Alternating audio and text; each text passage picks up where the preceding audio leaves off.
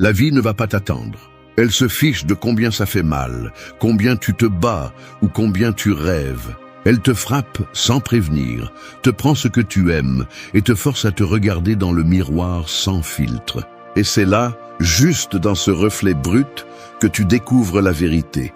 Rien ne change jusqu'à ce que tu affrontes ce que tu refuses d'accepter. La plupart des gens vivent en fuyant la réalité, cherchant des distractions, des coupables ou des excuses. Mais le prix de ce confort est très élevé. La confusion, la faiblesse et la dépendance. La véritable liberté ne naît pas lorsque tout s'améliore, mais lorsque tu apprends à rester ferme, même lorsque tout s'effondre. Ce n'est pas un message pour ceux qui cherchent du réconfort, mais pour ceux qui sont prêts à se réveiller. Parce qu'accepter la vie telle qu'elle est, sans fioriture, sans fantasme, sans auto-tromperie, est la première étape pour la maîtriser. Le stoïcisme enseigne exactement cela.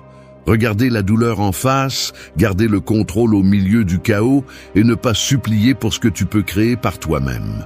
Marc Aurèle a écrit « Si quelque chose d'extérieur te dérange, ce n'est pas cela qui te perturbe, mais ton jugement à ce sujet. » Cette phrase n'est pas de la philosophie ancienne, c'est de la survie moderne. Maîtriser ton esprit n'est pas une option, c'est une obligation si tu ne veux pas être victime du monde. Alors, reste jusqu'à la fin, car cette vidéo n'est pas faite pour te divertir, mais pour te réveiller. Tu vas entendre des vérités qui dérangent, mais qui te libèrent. Des vérités qui te montreront que seul celui qui affronte la dureté de la vie réussit à vivre avec force, clarté et but. 1. Maîtrise tes émotions avant d'agir. Le feu ne détruit pas parce qu'il existe, il détruit quand il n'est pas contrôlé. Il en va de même pour tes émotions. Elles ne sont pas l'ennemi, mais lorsque tu les laisses te gouverner, elles balayent ta raison, ton équilibre et ta dignité. La plupart des gens réagissent instantanément, sans réfléchir, esclaves d'un élan qu'ils regrettent par la suite. Ils crient, attaquent, se noient dans la colère ou la tristesse, puis blâment le monde. Mais la vérité est plus simple et plus dure. Tu ne contrôles rien en dehors de toi, si tu ne contrôles pas d'abord ce qui se passe à l'intérieur. Le stoïcisme enseignait que le véritable pouvoir n'est pas de dominer les autres, mais de se dominer soi-même. Marc Aurèle a écrit que le bonheur de ta vie dépend de la qualité de tes pensées. Lorsque tu perds le contrôle, tu livres ton esprit à l'extérieur, aux provocations, à l'opinion des autres. L'émotion non maîtrisée devient un tyran interne. Elle te fait agir contre ton propre bien-être, dire ce que tu ne voulais pas, décider ce que tu regrettes par la suite. Tu ne peux pas construire une vie solide sur des fondations aussi instables. Contrôler tes émotions ne signifie pas les réprimer, cela signifie les diriger. La colère peut se transformer en concentration, la tristesse en réflexion, la peur en préparation. Le contrôle émotionnel n'est pas de la froideur, c'est de la force. C'est savoir que le chaos extérieur n'a pas de pouvoir sur toi à moins que tu ne le lui donnes. Épictète disait « Ce n'est pas ce qui nous arrive, mais comment nous réagissons qui nous fait du mal. » C'est la base de la liberté mentale. En pratique, maîtriser tes émotions se démontre au quotidien. Quand quelqu'un te provoque et tu choisis de ne pas répondre avec le même venin. Quand la frustration arrive, et au lieu de te rendre, tu fais une pause, tu respires et tu réfléchis. Quand tu ne permets pas à une mauvaise journée de détruire ta discipline ou ton focus. Chaque moment est un entraînement pour l'esprit. Et si tu ne le fais pas, la vie le fera pour toi, à coup dur. N'attends pas de te sentir calme pour agir calmement. Le calme n'arrive pas en premier, il se construit au milieu du bruit. Te contrôler quand tout est en paix n'a pas de mérite. Ce qui est précieux, c'est de maintenir le contrôle quand tout brûle. L'esprit fort ne naît pas de la facilité, mais des épreuves qu'il affronte sans se briser. Maîtriser tes émotions est la base de tout le reste. Si tu ne peux pas te gouverner, n'importe quelle personne, circonstance ou impulsion peut le faire pour toi. Il n'y a pas de liberté là où les émotions commandent. Mais quand tu apprends à t'arrêter avant de réagir, à répondre avec raison et non avec impulsion, tu récupères le pouvoir. Et ce pouvoir ne se crie pas, il se remarque. C'est le silence ferme de celui qui ne se laisse plus entraîner par rien ni personne. C'est le début de la véritable force. 2. Accepte que tout le monde cherche son propre bénéfice. Sur un échiquier, chaque pièce se déplace pour protéger son propre roi. Personne n'agit sans but et personne ne se sacrifie sans raison. La vie n'est pas très différente. Chaque personne que tu rencontres, même les plus aimables, poursuit quelque chose. Sécurité, reconnaissance, pouvoir, affection ou contrôle. Cela peut sembler froid, mais le comprendre te libère. Quand tu acceptes que tout le monde, d'une manière ou d'une autre, agit par commodité, tu arrêtes d'attendre de la pureté dans un monde fait d'intérêts. Les gens ne sont pas mauvais parce qu'ils veulent quelque chose en retour. Ils sont simplement humains. Ce qui te détruit n'est pas leur égoïsme, mais ton naïveté à l'ignorer. Tu attends que les autres donnent ce que tu donnes, qu'ils ressentent ce que tu ressens, qu'ils agissent avec la même loyauté que tu offres. Mais cette attente est un piège. Personne ne pense avec ton esprit, ni ne ressent avec ton cœur. Pendant que tu idéalises, les autres calculent. Et cela ne les rend pas ennemis. Cela te rappelle simplement que tu ne peux pas dépendre de leurs intentions pour maintenir ta paix. Marc Aurèle a écrit « Quand tu te réveilles chaque matin, pense que tu rencontreras des personnes intrusives, ingrates, arrogantes, malhonnêtes, envieuses et égoïstes. Mais tu ne seras pas surpris, car tu sais que le monde est ainsi. » Cette acceptation n'est pas du pessimisme, c'est de la lucidité. Quand tu comprends que chaque personne cherche son bénéfice, tu ne réagis plus avec déception, tu réagis avec stratégie. Tu commences à voir les relations clairement, sans victimisation, sans fausses attentes. Le stoïcien ne hait pas l'égoïste, il le comprend. Il sait qu'il agit aussi pour son propre bénéfice, mais avec une différence. Il le fait consciemment, sans détruire son intégrité. Il ne se laisse pas manipuler par des promesses vides et ne se laisse pas illusionner par des intentions qui n'ont jamais existé. Il apprend à observer, non pas avec méfiance, mais avec une compréhension profonde de la nature humaine. Dans la vie réelle, cela signifie ne pas donner ton énergie à celui qui ne s'approche que lorsqu'il a besoin de quelque chose. Cela signifie comprendre que les faveurs ne sont pas toujours des gestes de bonté, mais des mouvements stratégiques. Cela signifie ne pas attendre de gratitude, car même la gratitude a une date d'expiration lorsqu'elle ne satisfait pas les intérêts de quelqu'un. Accepter que tout le monde cherche son propre bénéfice ne te rend pas cynique, cela te rend libre. Tu arrêtes d'idéaliser et commences à voir avec objectivité. Tu commences à agir sans ressentiment, sans attendre de réciprocité, sans tomber dans des jeux de manipulation émotionnelle. Tu te déplaces par principe, non par illusion. Quand tu arrêtes d'exiger de la pureté chez les autres, tu découvres un avantage que peu de gens ont. Plus rien ne te surprend, rien ne te blesse, rien ne te déstabilise. Non pas parce que tu ne ressens rien, mais parce que tu comprends. Tu as cessé d'être une pièce naïve sur l'échiquier et tu es devenu quelqu'un qui voit le jeu complet. Dans un monde où tout le monde cherche à gagner, ta plus grande victoire est de ne pas te perdre toi-même. 3. Sois brutalement honnête avec toi-même. Le mensonge le plus dangereux n'est pas celui que les autres te disent, c'est celui que tu te répètes chaque jour pour ne pas affronter la vérité. Tu te convaincs que tu vas bien, qu'il reste encore du temps, que ce n'est pas si grave, que tu le feras demain. Mais plus tu le répètes, plus tu t'éloignes de la personne que tu pourrais être. L'auto-tromperie est une prison invisible, et le pire, c'est que tu es celui qui pose les barreaux. Être brutalement honnête avec soi-même fait mal, mais libère aussi. Il est douloureux d'admettre que tu te sabotes, que tu repousses tes rêves par peur, que tu dépends de l'approbation des autres, que tu fais moins que ce que tu pourrais. Mais si tu ne le fais pas, tu resteras coincé dans le même cercle d'excuses déguisées en raison. La vérité ne motive pas toujours. Parfois, elle détruit le faux pour faire place au réel. Les stoïciens comprenaient que le premier pas vers la vertu était la conscience de soi. Épictète enseignait que personne ne peut corriger ce qu'il ne reconnaît pas. Si tu n'oses pas regarder tes défauts en face, tu seras leur esclave. Et si tu ne prends pas ta part de responsabilité, tu blâmeras le destin, l'environnement ou les gens pour tout ce qui te manque. La vérité ne te détruit pas, elle te reconstruit. Regarde-toi sans filtre. Demande-toi froidement. Vis-tu comme tu dis vouloir vivre, ou ne fais-tu que le dire? Fais-tu vraiment des efforts, ou fais-tu simplement semblant? Es-tu discipliné, ou te justifies-tu chaque fois que tu échoues? L'honnêteté brutale est un miroir inconfortable mais nécessaire. Il te montre ce que tu nies et ce n'est qu'en le voyant que tu peux le changer. Être honnête avec toi-même ne signifie pas te punir, mais te réveiller.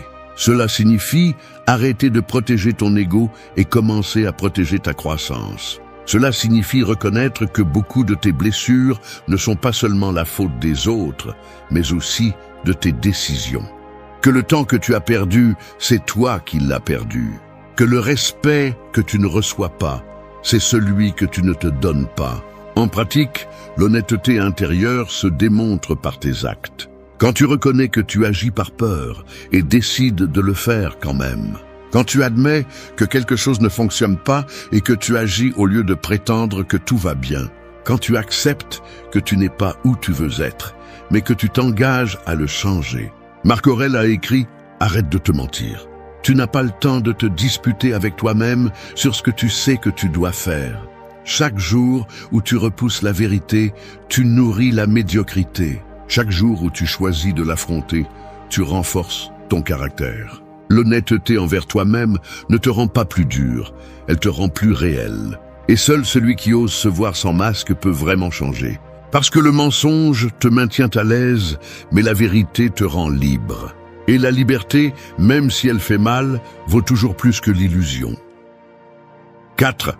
Arrête de chercher l'approbation externe. Si tu vivais en attendant les applaudissements, tu serais comme un acteur qui ne descend jamais de la scène, interprétant un rôle différent chaque jour pour plaire au public. Mais ce que tu ne vois pas, c'est que plus tu joues, moins tu te reconnais. Tu cherches l'acceptation, la validation, la reconnaissance. Et sans t'en rendre compte, tu deviens ce que les autres veulent, pas qui tu es vraiment. L'approbation est une drogue subtile. Au début, elle te soulève, mais avec le temps, elle te vide. Le besoin d'approbation naît de la peur de ne pas être suffisant. C'est une forme d'esclavage moderne, déguisée en acceptation sociale. Tu veux qu'on te voie, qu'on t'applaudisse, qu'on te comprenne. Mais pendant que tu poursuis cela, tu t'oublies. La liberté mentale commence lorsque tu cesses d'ajuster ta valeur en fonction du regard des autres. Épictète disait que si tu veux être invincible, ne place pas ton bonheur dans quelque chose qui ne dépend pas de toi. Et l'opinion des autres ne dépendra jamais de toi. Le problème est que nous vivons à une époque où tout est conçu pour nourrir l'ego et détruire l'authenticité. Tu publies quelque chose et tu attends l'approbation. Tu réussis quelque chose et tu cherches la validation. Tu échoues et tu crains le jugement. Tu te compares à des vies qui n'existent que sur des écrans. Mais ce que tu ne vois pas, c'est que ce besoin constant d'approbation te vole ton pouvoir, ton focus et ton authenticité. Cesser de chercher l'approbation ne signifie pas devenir arrogant, mais indépendant. Cela signifie agir selon tes valeurs, pas selon tes peurs. Cela signifie comprendre que le véritable respect ne se mendie pas, il se gagne en étant cohérent. Cela signifie reconnaître que les gens parleront toujours et que la plupart jugent à partir de leur propre frustration. Marc Aurèle a écrit « Fais ce qui est juste, pas ce que la foule te loue ». C'est la différence entre celui qui vit libre et celui qui vit lié. En pratique, cela se démontre lorsque tu dis ce que tu penses sans craindre la critique. Lorsque tu restes ferme dans tes décisions, même si les autres ne les comprennent pas. Lorsque tu n'as pas besoin de montrer tes réussites pour te sentir précieux. L'approbation externe cesse d'être nécessaire lorsque tu as déjà ta propre validation interne. Et cela ne s'achète pas et ne se feint pas. Cela se construit avec discipline, introspection et cohérence. Le jour où tu cesseras de chercher l'acceptation de tous, tu ressentiras un type de paix que peu de gens connaissent. Tu n'auras plus à prouver quoi que ce soit, ni à te défendre, ni à te justifier. Les gens te respecteront davantage, non pas parce que tu t'efforces de leur plaire, mais parce qu'ils verront en toi quelque chose qui est rare, l'authenticité. Vivre en cherchant l'approbation est une forme lente d'autodestruction. Mais vivre fidèle à soi-même, même si cela dérange, est une déclaration de pouvoir. Parce que celui qui s'approuve lui-même n'a plus besoin d'applaudissements pour se sentir complet. Et lorsque tu arrives à ce point, le silence des autres cesse de faire mal parce que ta propre voix te suffit enfin. 5. Détecte les véritables intentions. Les gens disent rarement ce qu'ils pensent vraiment, et presque jamais ce qu'ils veulent vraiment. La plupart parlent pour persuader, non pour communiquer. Ils sourient, mais observent, flattent, mais analysent, s'approchent, mais avec un but caché. Nous vivons entourés de masques, et celui qui n'apprend pas à regarder au-delà des mots finit par être manipulé sans s'en rendre compte. Voir les véritables intentions ne nécessite pas de méfiance, mais de la conscience. Dans la vie, les intentions se révèlent plus rapidement avec le temps qu'avec les promesses. Un ami qui ne te cherche que lorsqu'il a besoin de quelque chose. Un collègue qui se réjouit plus de tes échecs que de tes victoires. Une personne qui offre de l'aide, mais qui te la fait payer émotionnellement par la suite. Chaque action a un motif, et bien que beaucoup essayent de le déguiser, il se filtre toujours dans les petits gestes. Épictète disait que le sage ne juge pas par les apparences, mais par la constance. Les mots peuvent mentir, mais pas le comportement. Il ne s'agit pas de devenir froid ou paranoïaque, mais d'ouvrir les yeux. Le monde n'est pas plein de mauvaises personnes, mais de personnes motivées par leurs intérêts.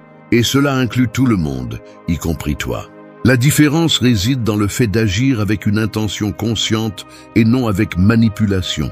Savoir détecter les véritables intentions des autres te permet de protéger ton énergie, ton temps et ta paix. Le stoïcien ne se laisse pas emporter par le charme ou l'émotion du moment. Il observe calmement, écoute attentivement et analyse sans précipitation. En pratique, cela signifie ne pas faire confiance aveuglément à celui qui te flatte trop, ni mépriser celui qui te dit la vérité sans fioriture. Parfois, la sincérité semble dure, mais elle vient du respect. Et souvent, la douceur n'est qu'une stratégie pour obtenir quelque chose. Le sage distingue celui qui te défie pour t'aider à grandir, et celui qui te soutient seulement tant que cela lui convient. Marc Aurèle disait que connaître les véritables motivations des hommes, c'est comprendre le monde, car la nature humaine ne change pas. Apprends à lire les silences plus que les mots. Observe comment quelqu'un agit quand il n'a besoin de rien de toi. Regarde comment il se comporte quand il n'y a pas de public, quand il n'y a aucun avantage, quand il n'a rien à gagner. Là se trouve la vérité. Les intentions se reflètent dans les détails, dans le ton, dans la cohérence, dans la constance. Et si tu fais attention, le temps se charge de confirmer ce que ton intuition soupçonnait déjà. Détecter les véritables intentions n'est pas se méfier du monde, c'est arrêter de l'idéaliser. C'est comprendre que tous ceux qui s'approchent ne le font pas par bonté, et que tous ceux qui s'éloignent ne le font pas par méchanceté. C'est un art silencieux qui s'apprend avec des coups, des déceptions et de l'observation. Mais une fois que tu le maîtrises, rien ni personne ne peut te tromper facilement, car ton regard ne reste plus à la surface, mais sur la vérité qui se cache derrière chaque geste. 6. Juge par les actions, pas par les mots. Les mots sont bon marché, les actions coûtent. N'importe qui peut promettre le ciel quand il n'a pas l'intention de bouger le petit doigt. Le monde est plein de discours vides, de promesses douces et d'engagements éphémères. Mais la vérité ne se dit pas. Elle se démontre. Les mots construisent des mirages, les actions révèlent la réalité. Si tu veux comprendre quelqu'un, n'écoute pas ce qu'il dit, observe ce qu'il fait quand personne ne le regarde. L'être humain maîtrise l'art de bien parler. Il sait comment sonner sincère, comment déguiser son intérêt, comment paraître engagé. Mais ce qui le définit vraiment, ce sont les habitudes, les décisions et la façon dont il agit sous pression. Marc Aurèle a écrit que le caractère d'une personne se connaît dans l'adversité. N'importe qui peut feindre la vertu quand tout va bien, mais quand les circonstances deviennent difficiles, le masque tombe. Dans la vie quotidienne, apprendre à juger par les actions t'épargne des déceptions. Cette personne qui te dit « tu peux compter sur moi », mais qui disparaît quand tu as besoin d'elle. Cet ami qui promet de changer, mais qui répète les mêmes erreurs. Ce patron qui parle de respect, mais qui humilie son équipe. Les mots peuvent peindre une façade parfaite, mais les actions montrent toujours la structure réelle. Épictète disait que le sage ne croit pas ce qu'il entend, mais ce qu'il voit. Et cela s'applique à tout, en amour, en amitié, en affaires et en famille. Le problème est que beaucoup préfèrent croire aux mots, parce que c'est plus confortable. Entendre ce que tu veux entendre te calme, même si c'est un mensonge. Voir ce qui se passe réellement t'oblige à agir, et cela dérange. Mais si tu choisis le confort, tu vivras dans l'illusion. Juger par les actions ne te rend pas méfiant, il te rend lucide. Cela signifie que tu valorises la cohérence, que tu ne te contentes pas de discours, que tu exiges des faits, pas des promesses. En pratique, cela se démontre en observant la constance. Celui qui dit t'aimer mais te fait te sentir invisible ne t'aime pas. Celui qui promet le respect mais franchit tes limites ne te respecte pas. Celui qui parle de but mais ne travaille pas pour eux ne les a pas. Le temps est le juge le plus juste et il expose toujours la différence entre celui qui agit et celui qui parle seulement. Laisse les autres dire ce qu'ils veulent. Ne réponds pas avec des mots, réponds avec des actions, en silence, sans explication. La force de l'action n'a pas besoin de publicité. Lorsque tu agis avec cohérence, ta vie devient un message que personne ne peut nier. Le monde a besoin de moins de discours et de plus d'exemples, moins de promesses et plus de discipline.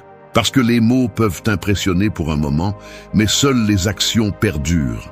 Juger par les actions, c'est te protéger de la tromperie et rester fidèle à la réalité. Et quand tu apprends à le faire, tu découvres que la vérité n'est jamais criée. Elle est simplement vécue. 7. Embrasse l'inconfort pour grandir. Le métal ne devient pas fort au repos, mais dans le feu. Il en va de même pour toi. Chaque difficulté, chaque moment d'incertitude ou de douleur est un feu qui te trempe ou te consume selon la façon dont tu l'affrontes. La plupart des gens fuient l'inconfort comme s'il était un ennemi, mais en réalité, c'est le maître le plus honnête qui existe. Toute croissance réelle a un prix, et ce prix est toujours l'effort, l'inconfort et le sacrifice. Nous vivons à une époque où le plaisir immédiat est le nouveau Dieu. Nous voulons des résultats sans effort, du calme sans discipline, du succès sans douleur. Mais la vie ne négocie pas avec le confort. Si tu ne choisis pas ton inconfort, il te choisit. Éviter la douleur ne te rend pas heureux, cela te rend faible. Le stoïcisme l'a compris il y a des siècles. L'adversité n'est pas un obstacle, c'est le chemin. Marc Aurèle a écrit que ce qui se met en travers de la route devient la route. C'est l'essence de la force mentale. Embrasser l'inconfort ne signifie pas chercher la souffrance. Cela signifie accepter que rien de précieux ne s'obtient sans passer par le processus difficile. C'est te lever quand tu n'as pas envie, continuer quand tout semble inutile, rester ferme quand la peur te murmure de renoncer. C'est regarder la difficulté et dire « cela m'appartient aussi ». Parce que chaque fois que tu choisis le chemin inconfortable, tu brises une couche de faiblesse qui te dominait auparavant. En pratique, cela se démontre au quotidien. Quand tu décides de te lever plus tôt pour construire une meilleure version de toi-même. Quand tu choisis de dire non à la facilité et oui à ce qui est juste. Quand tu affrontes une conversation difficile au lieu de l'éviter. Quand tu oses commencer quelque chose de nouveau, même si tu n'as pas la garantie du succès. L'inconfort ne détruit pas, il polit. Le feu qui brûle illumine aussi.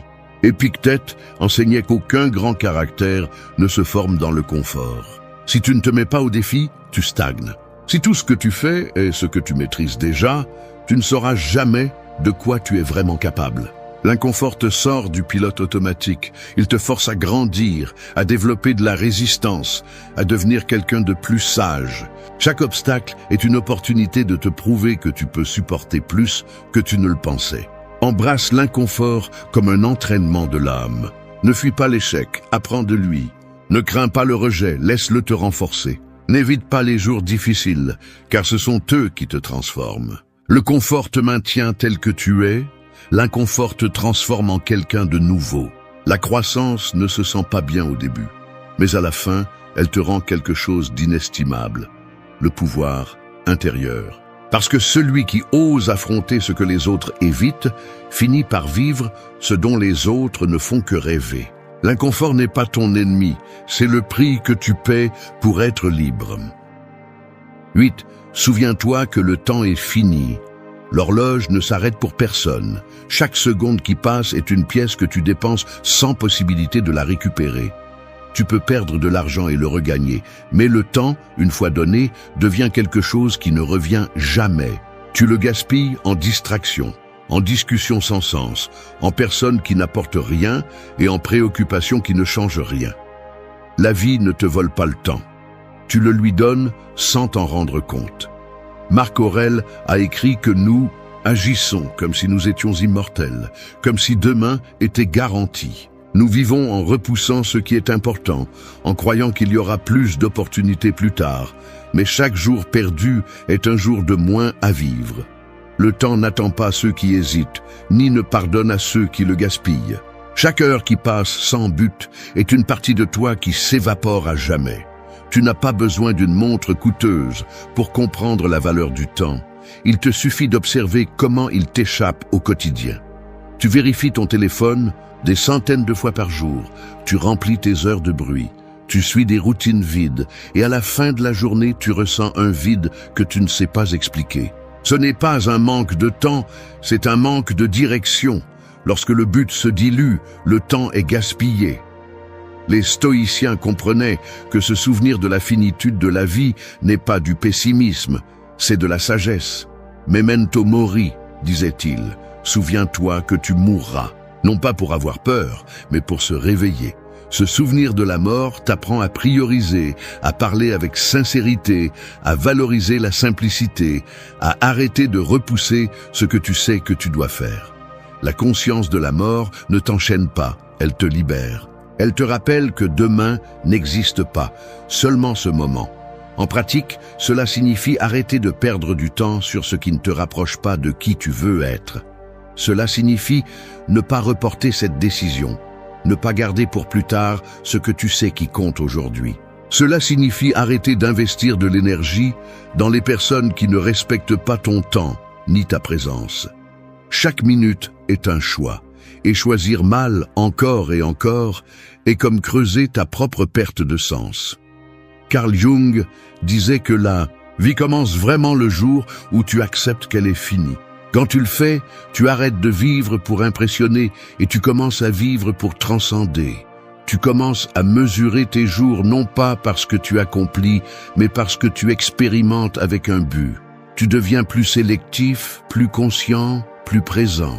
Le temps est le bien le plus cher parce qu'il se paye avec la vie. Tu n'as pas besoin de vivre vite, tu as besoin de vivre éveillé. Alors que beaucoup courent après l'avenir, les sages vivent dans le présent avec une intention pleine.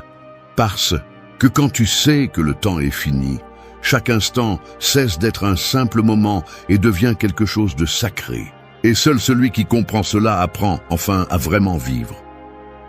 9. Choisis la vérité même si elle fait mal. La vérité coupe comme un fil invisible. Elle ne détruit pas toujours, mais elle laisse toujours une marque. La plupart des gens fuient parce qu'ils ne savent pas supporter son poids. Ils préfèrent le confort du mensonge, ce calme artificiel qui endort la conscience, plutôt que la brutalité de la réalité. Mais vivre en niant la vérité est comme marcher sur du verre. Chaque pas que tu fais pour éviter la douleur te rapproche du coup inévitable. Accepter la vérité, même quand elle fait mal, est un acte de courage. Tout le monde ne peut pas le faire, car la vérité expose ce que tu essaies de cacher. Elle te montre tes faiblesses, tes erreurs, tes contradictions. Mais elle te donne aussi quelque chose qu'aucune illusion ne peut te donner, la liberté. Épictète disait que personne n'est libre tant qu'il continue à se tromper lui-même. Et c'est là la racine de toute souffrance, l'auto-tromperie. Le problème n'est pas de ne pas savoir, mais de ne pas vouloir savoir. Tu t'accroches à des relations mortes parce que tu ne veux pas accepter qu'on ne te valorise plus. Tu te justifies par la chance, quand ce qui te manque, c'est la discipline. Tu dis que tu vas bien quand tu sais que ce n'est pas le cas. La vérité ne détruit pas les vies, elle détruit les masques. C'est pourquoi la plupart des gens vivent piégés dans des versions confortables d'eux-mêmes, répétant des histoires qui sonnent bien, mais qui ne sont pas vraies. Les stoïciens ne craignaient pas la vérité, ils la cherchaient. Marc Aurèle a écrit que l'homme sage vit en harmonie avec la réalité, pas avec ses désirs. La vérité peut faire mal, mais le mensonge te pourrit en silence. Et plus tu l'évites, plus tu lui donnes de pouvoir sur toi. En revanche, quand tu décides de la regarder en face, même si elle brûle, tu deviens plus fort, plus conscient, plus humain. En pratique, choisir la vérité signifie être honnête avec ce que tu ressens, avec ce que tu fais et avec ce que tu tolères. Cela signifie reconnaître quand quelque chose ne fonctionne pas, quand quelqu'un ne te fait pas de bien, quand tu échoues toi-même. Cela signifie ne pas te tromper avec des promesses vides ni reporter l'inévitable. La vérité dérange, mais elle purifie aussi. Elle te sort de la confusion, te soulage, te montre ce qui compte vraiment. Carl Jung disait qu'il n'y a pas d'illumination sans affronter l'obscurité. La vérité est cette lumière qui, au début, aveugle, mais qui ensuite révèle. Le mensonge, en revanche, te maintient dans la pénombre, confortable mais perdu. Celui qui choisit la vérité vit avec un but, parce qu'il ne se laisse plus guider par des illusions, mais par des faits. Choisir la vérité, même si elle fait mal, est un acte de respect envers soi-même. Elle exige de la maturité, mais elle te récompense avec de la clarté. C'est la différence entre survivre endormi ou vivre éveillé. La vérité ne te rendra pas toujours heureux, mais elle te rendra toujours libre. Et la liberté, même si elle fait mal au début, finit par être le seul endroit où il vaut la peine de rester. 10. Visse chaque jour avec un but. Chaque aube est une toile vierge, mais la plupart la tâchent de distraction, d'excuses et de routines sans âme. Ils se lèvent, font la même chose, répètent les mêmes pensées, suivent le même scénario, puis se demandent pourquoi ils ont l'impression que leur vie n'a pas de direction. Vivre sans but, c'est comme naviguer sans boussole. Tu bouges, mais tu n'avances pas. Tu te fatigues, mais tu n'arrives nulle part. Le but ne se trouve pas soudainement. Il se construit chaque jour à travers ce que tu fais, comment tu penses et ce que tu décides de tolérer. Marc Aurèle disait que la vie d'un homme vaut ce que vaut ce à quoi il consacre son attention. Si ton attention est portée sur le trivial, ta vie le sera aussi. Le but n'est pas une idée romantique. C'est une façon de vivre avec concentration, intention et sens. Vivre avec un but signifie se lever avec clarté. Cela signifie savoir pourquoi tu fais ce que tu fais, même quand il n'y a pas de motivation. Il ne s'agit pas d'avoir tout résolu, mais d'avoir une direction qui guide tes pas. Épictète enseignait que celui qui ne sait pas où il va, aucun vent ne lui est favorable. Les gens cherchent la chance, mais ce dont ils ont vraiment besoin, c'est d'une direction. En pratique, vivre avec un but implique d'aligner tes actions avec tes valeurs. Ne pas dire que tu veux changer et continuer à faire la même chose. Ne pas parler de paix tout en alimentant le chaos. Ne pas rêver de liberté tout en dépendant de tout. Chaque choix, chaque mot, chaque habitude est une déclaration de la direction dans laquelle tu te diriges. Le but ne se prêche pas, il se démontre. Carl Jung disait que celui qui regarde à l'extérieur rêve, mais celui qui regarde à l'intérieur s'éveille. Vivre avec un but commence par te connaître. Comprendre ce qui te motive, ce qui te vide, ce qui t'inspire. Je ne peux pas vivre avec un but si tu ne sais pas qui tu es. Et tu ne peux pas le découvrir si tu passes ta vie à courir après ce que les autres veulent de toi. L'introspection est le premier pas vers la direction. Quand tu vis avec un but, tu arrêtes de perdre du temps sur ce qui est sans importance. Tu arrêtes de chercher l'approbation, tu arrêtes de concourir, tu arrêtes de réagir à tout. Tu commences à choisir tes batailles, tes mots et tes pensées. Tout ne mérite pas ton énergie, tout ne nécessite pas une réponse. Le but filtre le bruit et te rend la tranquillité. Vivre avec un but, ce n'est pas tout faire parfaitement, c'est tout faire consciemment. C'est comprendre que chaque jour compte, que chaque action ajoute ou soustrait, que chaque décision te rapproche ou t'éloigne de la vie que tu dis vouloir. Le but ne se mesure pas par ce que tu accomplis, mais par la cohérence entre ce que tu penses, dis et fais. Parce que quand tu sais pourquoi tu vis, aucun obstacle ne t'arrête. Et la paix intérieure ne se trouve pas en fuyant le chaos, mais en l'affrontant sans perdre le contrôle. Tu n'as pas besoin que le monde se calme pour être calme toi-même.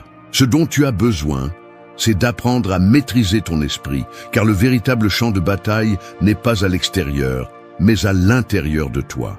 La plupart des gens essaient de changer les circonstances, alors qu'ils ont vraiment besoin de changer leur interprétation de celles-ci. Le stoïcisme ne cherche pas à te rendre insensible à la douleur, mais à t'apprendre à ne pas la transformer en souffrance. Il t'enseigne à regarder les faits avec objectivité, à répondre avec sérénité quand les autres perdent la raison.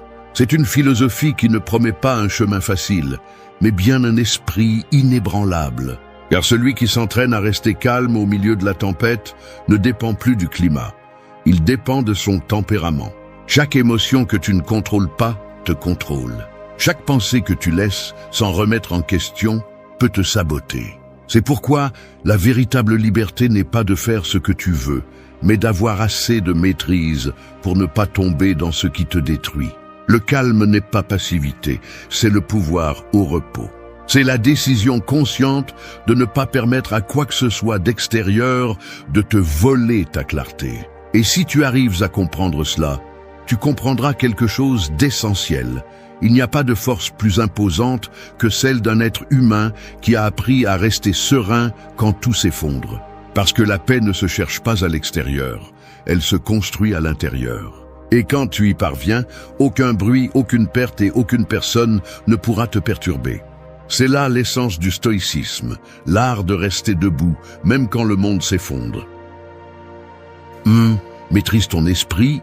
Ton esprit est comme un cheval sauvage, puissant, imprévisible, et si tu n'apprends pas à le contrôler, il t'entraînera là où il le souhaite. Tu peux avoir du talent, de la force ou même de la chance, mais si tu ne parviens pas à tenir les rênes de tes pensées, tu finiras par être victime de tes propres émotions. Maîtriser l'esprit ne signifie pas le faire taire, mais apprendre à le diriger, à le faire travailler avec toi et non contre toi. Celui qui contrôle son esprit n'a besoin de contrôler rien d'autre, car c'est de là que naissent toutes les actions, toutes les décisions et toute la sérénité. La plupart des gens vivent en étant esclaves de leur dialogue intérieur. Il suffit que quelque chose ne se passe pas comme prévu pour que leur esprit commence à les saboter avec des doutes, des peurs et des culpabilités. Le stoïcisme enseigne que tu ne peux pas arrêter les vagues, mais tu peux apprendre à les surfer. Lorsque tu entraînes ton esprit à observer avant de réagir, tu commences à réaliser que le problème n'est pas ce qui se passe, mais comment tu l'interprètes. Marc Aurèle l'a dit clairement. Le bonheur de ta vie dépend de la qualité de tes pensées. Et il avait raison, car chaque émotion naît d'une idée que tu décides de croire. Maîtriser ton esprit, c'est pratiquer une vigilance constante. C'est t'arrêter quand tu ressens de la colère et te demander si cela vaut la peine de perdre ton équilibre pour cela. C'est reconnaître quand l'anxiété te domine et te rappeler que tout n'est pas sous ton contrôle. C'est remarquer quand ton ego veut avoir raison et choisir la paix plutôt que l'orgueil. Cette formation ne se fait pas en un jour. C'est une pratique quotidienne. Chaque pensée que tu choisis consciemment devient une pierre de plus dans le temple de ta sérénité. Les stoïciens parlaient de contrôle interne comme la seule véritable liberté. Tout le reste est instable, la santé, la richesse, l'opinion des autres, même l'amour. Mais ton esprit, si tu l'entraînes, peut rester ferme même lorsque le monde s'effondre. Le maîtriser, c'est comme apprendre à respirer sous l'eau. Là où d'autres se noient, tu trouves de la clarté. Non pas parce que tu es plus fort, mais parce que tu as compris que le pouvoir n'est pas dans la lutte contre le courant, mais dans le fait de le suivre sans te perdre. Quand tu ne contrôles pas ton esprit, tu es vulnérable à quiconque sait comment te provoquer. Un commentaire te perturbe, un regard te blesse, une déception te fait tomber. Mais quand tu le maîtrises, tu découvres quelque chose de fascinant. Personne ne peut manipuler celui qui se connaît déjà lui-même. Tu peux tout entendre, tout voir, tout ressentir, mais tu choisis de ne pas réagir impulsivement. Ta réponse devient ton bouclier. Maîtriser l'esprit implique aussi de nettoyer ce que tu consommes. Tu ne peux pas aspirer à avoir la tranquillité d'esprit si tu nourris ton esprit avec du bruit, des comparaisons ou des personnes qui ne transmettent que le chaos. L'esprit est comme un jardin, il fleurit avec ce que tu sèmes. Si tu plantes de la gratitude, la sérénité grandira. Si tu plantes du ressentiment, la tempête grandira. Quand tu parviens à maîtriser ton esprit, tu te rends compte que la vie ne consiste pas à avoir le contrôle sur les autres, mais à l'avoir sur toi-même. Le monde peut être un lieu chaotique, mais ton esprit n'a pas besoin de l'être. Et c'est là la différence entre ceux qui survivent et ceux qui vivent en paix. car celui qui conquiert son esprit conquiert son destin. 2. Accepte ce que tu ne contrôles pas. Il y a des tempêtes qui, même si tu fermes les fenêtres, mouillent quand même. Essayer d'arrêter la pluie avec les mains est comme vouloir changer les gens, le destin ou les événements qui se sont déjà produits. Ce n'est pas possible. La seule chose que tu peux faire est de décider comment affronter l'inévitable. Le stoïcisme enseigne qu'une grande partie de la souffrance humaine ne vient pas de ce qui se passe, mais de la résistance à l'accepter. Vouloir contrôler l'incontrôlable est un épuisement constant qui détruit l'esprit. Accepter n'est pas abandonner, c'est comprendre la différence entre la lutte utile et la lutte inutile. Le monde n'est pas conçu pour s'adapter à tes désirs. Il y aura des gens qui te décevront, des plans qui échoueront et des moments où la vie n'aura tout simplement pas de sens. Mais au lieu de te noyer dans la frustration, tu peux décider de lâcher prise.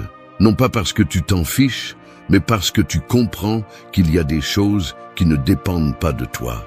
Marc Aurèle l'a écrit dans ses méditations, « Si quelque chose d'extérieur te fait mal, ce n'est pas cela qui te blesse, mais ton jugement à ce sujet. » Cette phrase renferme une vérité profonde. La douleur est inévitable, mais la souffrance est optionnelle. Accepter ce que tu ne contrôles pas, c'est comme apprendre à ramer en pleine mer. Tu peux te plaindre du vent ou l'utiliser à ton avantage. Tu peux résister aux vagues ou te déplacer avec elles jusqu'à trouver une direction.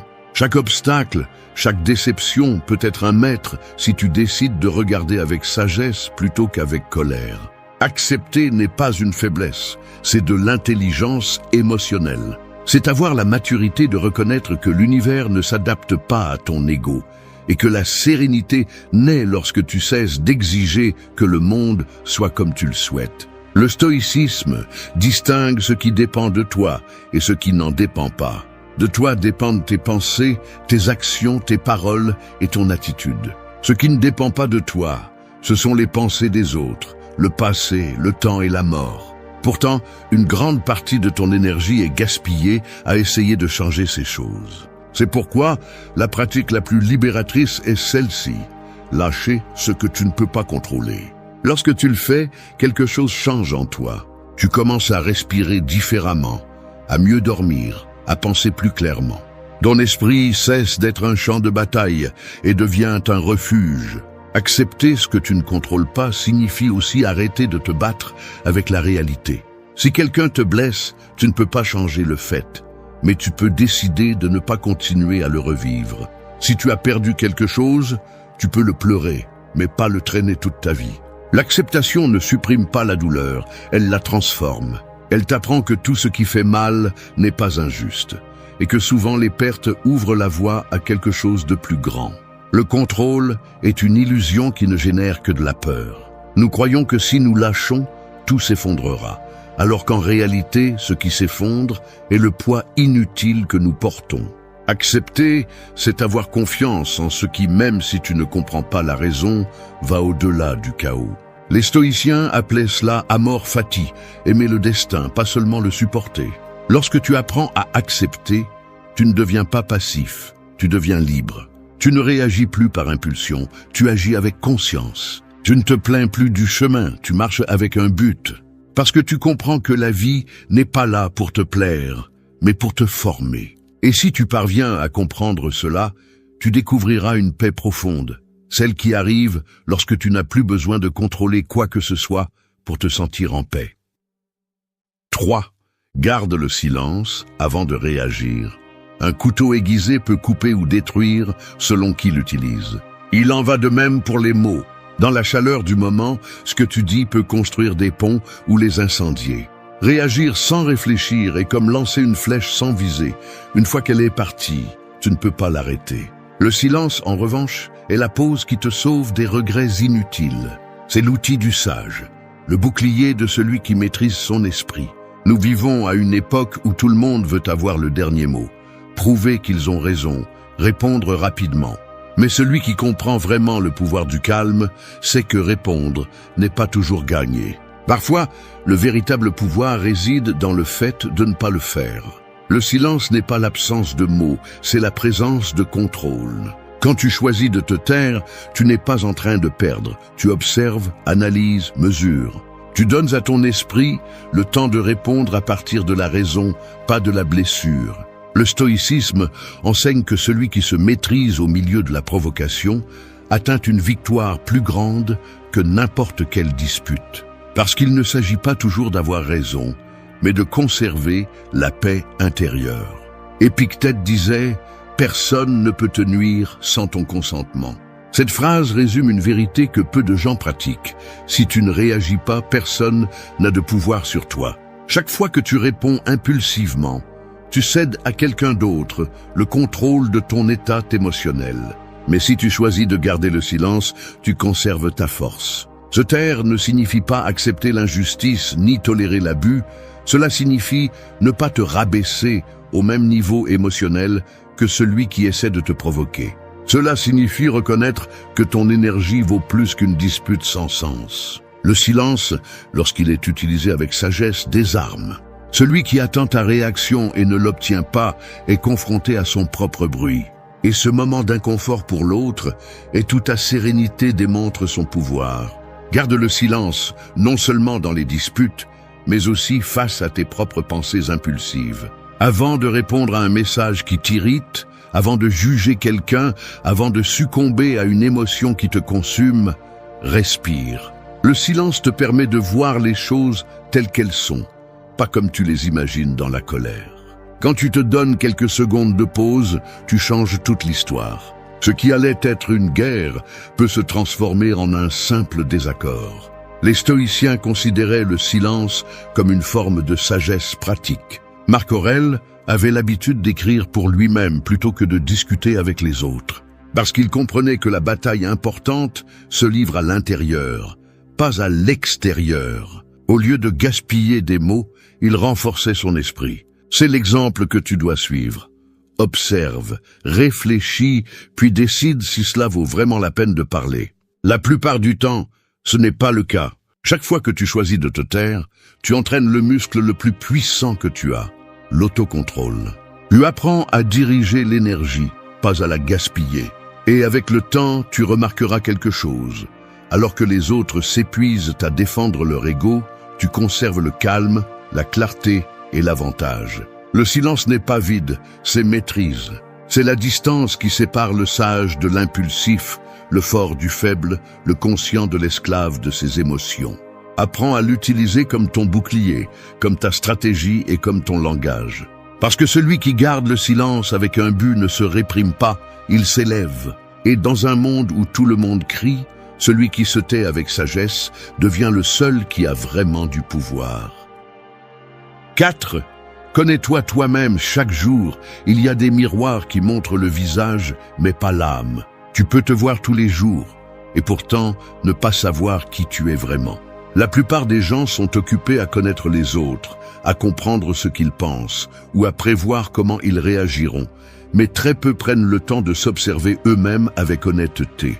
Se connaître n'est pas un acte de vanité, c'est un acte de pouvoir. Celui qui ne se connaît pas se perd facilement, car il ne distingue pas entre ce qu'il désire vraiment et ce que le monde lui a fait croire qu'il a besoin. Le stoïcisme enseigne que l'autoconnaissance est la base de toute force. Tu ne peux pas maîtriser tes émotions si tu ne sais pas d'où elles viennent, ni atteindre la tranquillité si tu ne comprends pas ce qui te la retire. Chaque émotion, chaque pensée, chaque impulsion a une origine, et cette origine est en toi.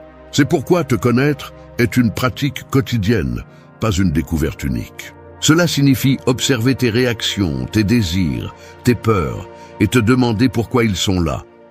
Marc Aurèle écrivait ses pensées chaque nuit pour mieux se comprendre, non pas pour se juger, mais pour se corriger. C'est le véritable exercice du sage. S'examiner sans se condamner. Te connaître n'est pas répéter des phrases d'auto-assistance, c'est affronter tes ombres. C'est accepter qu'en toi aussi, il y a de l'ego, de la peur, de l'envie ou de l'orgueil, et que les ignorer ne fait que les rendre plus forts. Carl Jung disait que personne ne s'éclaire en imaginant des figures de lumière, mais en prenant conscience de son obscurité. Le stoïcien moderne fait la même chose. Il ne refuse pas de voir son côté faible, il l'affronte, l'étudie et en tire des leçons. Parce que seul celui qui comprend ses blessures peut éviter qu'elles ne le contrôlent. L'autoconnaissance implique aussi de reconnaître tes limites. Savoir jusqu'où tu peux aller aujourd'hui n'est pas abandonner, c'est te préparer à aller plus loin demain. Tu ne peux pas exiger de discipline d'un esprit épuisé, ni de calme d'un cœur plein de ressentiment. C'est pourquoi la première étape pour te maîtriser est de comprendre dans quel état tu te trouves. Quand tu te connais, tu cesses de chercher l'approbation. Tu n'as plus besoin que les autres te disent qui tu es, parce que tu le sais. Les critiques cessent de faire autant mal, les éloges ne t'élèvent plus et la comparaison devient inutile. Tu te rends compte que personne ne peut vivre ton processus ni comprendre ton chemin mieux que toi. Cette sécurité silencieuse qui naît de l'autoconnaissance est une des formes les plus pures de paix intérieure. Mais ce processus nécessite du courage. Te regarder sans filtre est inconfortable. Découvrir que beaucoup de tes décisions naissent de la peur ou du désir de te conformer fait mal, mais libère aussi. Le stoïcisme ne cherche pas à te punir pour tes défauts, mais à les transformer en outils de croissance. Chaque erreur peut t'enseigner quelque chose sur toi si tu as l'humilité de la regarder en face. Te connaître, c'est aussi cultiver l'introspection. Consacrer quelques minutes par jour à réfléchir à ce que tu as ressenti, dit ou fait.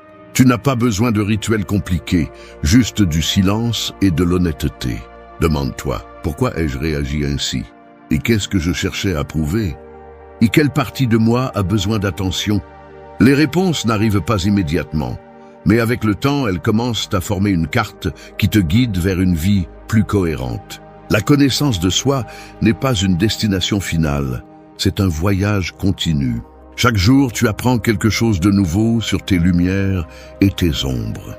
Et quand tu comprends cela, tu découvres que la paix intérieure ne vient pas de changer ce que tu es, mais de te comprendre, de t'accepter et de te diriger avec conscience. Parce que celui qui se connaît ne se perd pas, et celui qui ne se perd pas marche en paix même si le monde est en désordre. 5. Transforme la douleur en force. Il y a des incendies qui détruisent tout, mais il y en a aussi qui purifient. La douleur est ainsi, elle peut te consumer ou te forger. La différence réside dans la façon dont tu décides de l'affronter. Nous traversons tous, à un moment donné, des pertes, des déceptions ou des coups qui nous brisent de l'intérieur. Mais le stoïcien comprend que la souffrance n'est pas une condamnation, c'est une opportunité. Il ne s'agit pas de nier la douleur, mais de la transformer en énergie pour grandir. Le feu fait mal, oui, mais il façonne aussi. Il en va de même pour les difficultés. Quand tu résistes à la douleur, tu la rends plus grande. Quand tu l'acceptes, tu apprends d'elle. Les stoïciens le savaient, l'obstacle devient le chemin. Marc Aurèle a écrit que ce qui empêche l'action fait avancer l'action, et ce qui se met en travers du chemin devient le chemin. C'est l'essence de cette leçon. La douleur n'est pas là pour te détruire, elle est là pour te révéler qui tu es vraiment. Chaque fois que tu fais face à quelque chose de difficile, la vie te donne l'opportunité de te montrer de quoi tu es fait. Tu peux te noyer dans l'auto-apitoiement ou te relever avec plus de sagesse. La douleur est un maître brutal, mais juste, car elle enseigne sans fioriture. Elle te montre tes attachements, tes faiblesses et tes illusions. Elle te fait comprendre que le bonheur qui dépend de l'extérieur est fragile et que la véritable force se trouve à l'intérieur. Transformer la douleur en force n'est pas un acte instantané, c'est un processus. D'abord vient le coup, puis la résistance et enfin la compréhension. Tu ne peux pas sauter le deuil, mais tu peux décider quoi en faire. Chaque larme peut se transformer en clarté, chaque déception en concentration, chaque perte en maturité. Quand tu changes la question « Pourquoi cela m'arrive-t-il » par « Qu'est-ce que je peux apprendre de cela ?» tu commences à transformer la douleur en sagesse. Le stoïcisme enseigne que la souffrance devient supportable lorsqu'elle a un but. Si tu comprends que ce qui te fait mal aujourd'hui te prépare à quelque chose de plus grand, le poids s'allège. Ce n'est pas de la résignation, c'est de la compréhension. Ce n'est pas dire « cela n'a pas d'importance », mais « cela me forme ». Chaque blessure que tu acceptes avec sérénité laisse une marque, mais aussi une leçon. Et ces cicatrices ne te rendent pas faible, elles te rendent réel. La société cherche à éviter la douleur à tout prix, mais celui qui l'évite évite aussi la croissance.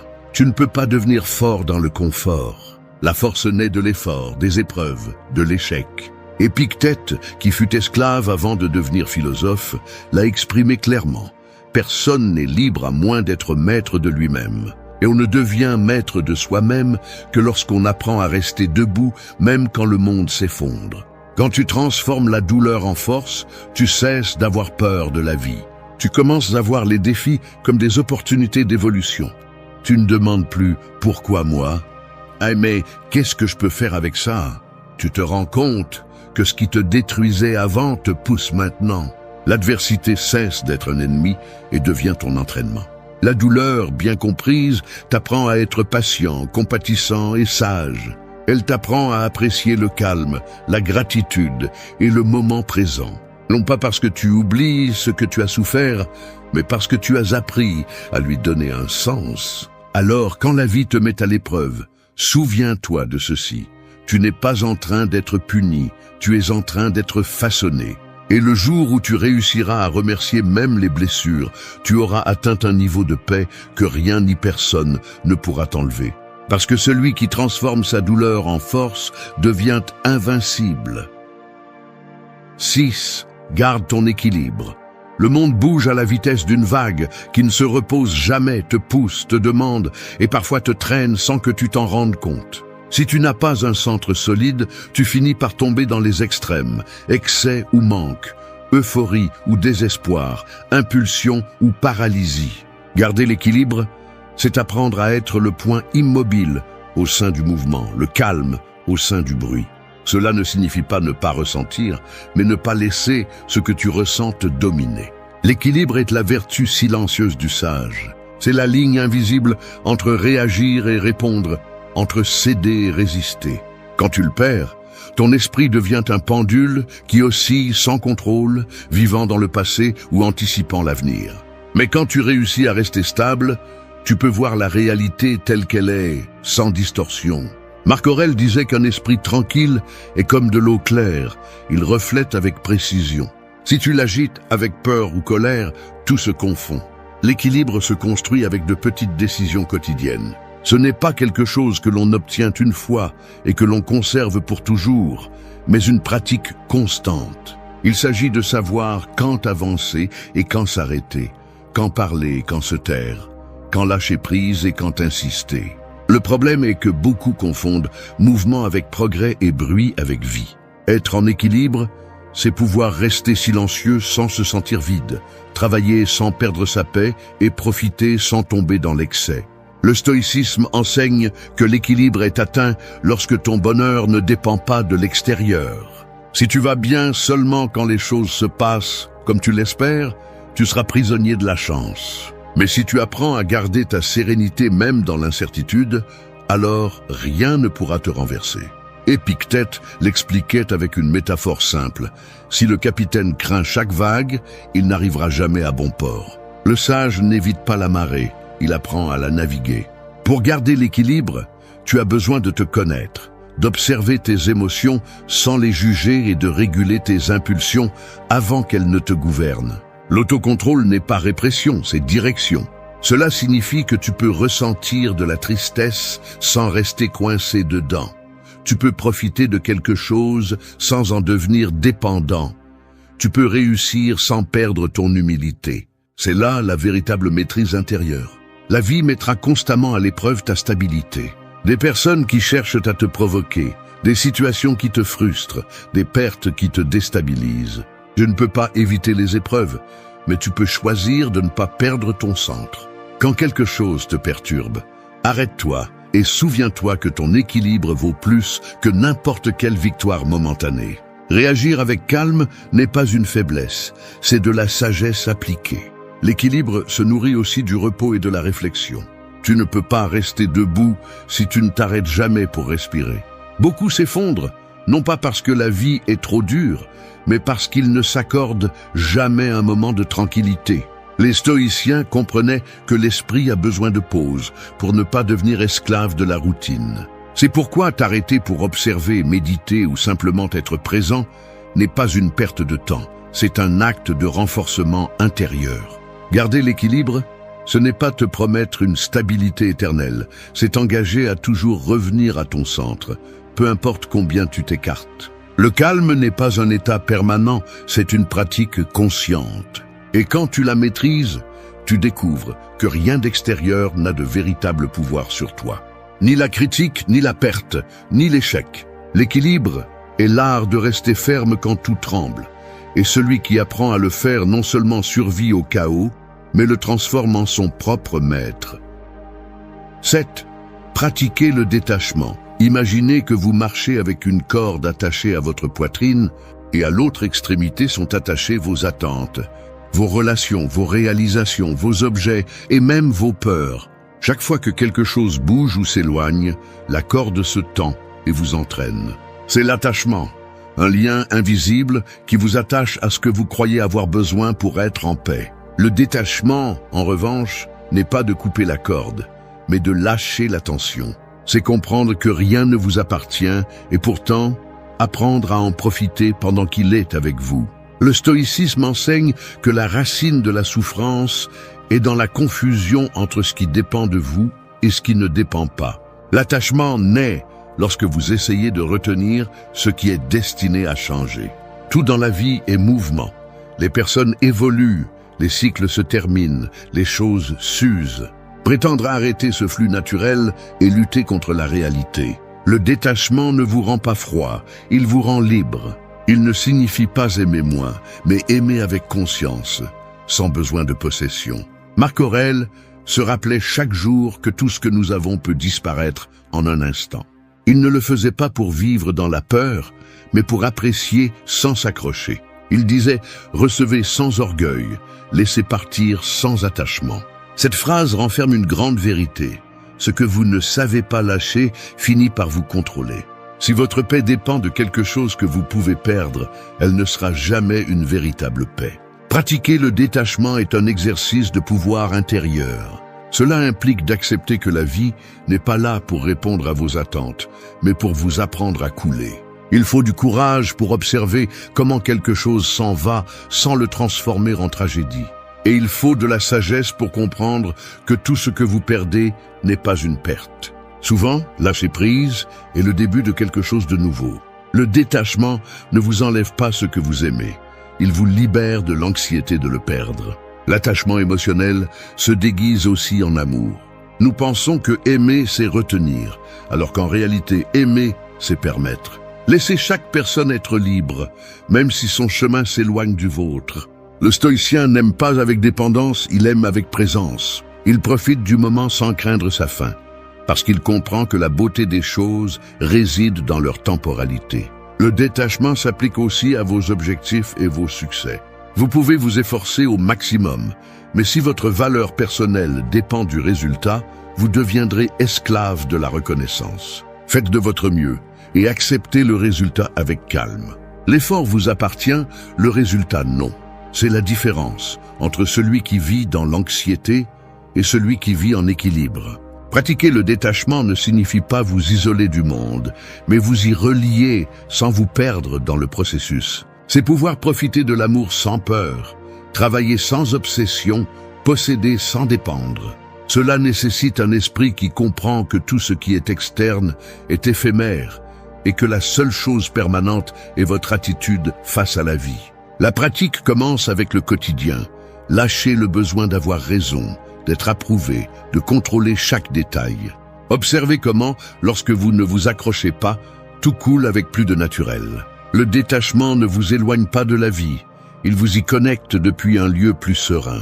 Lorsque vous parvenez à vivre avec détachement, vous retrouvez quelque chose que le monde moderne a oublié, la paix intérieure. Parce que celui qui n'a pas besoin de posséder quoi que ce soit, jouit de tout.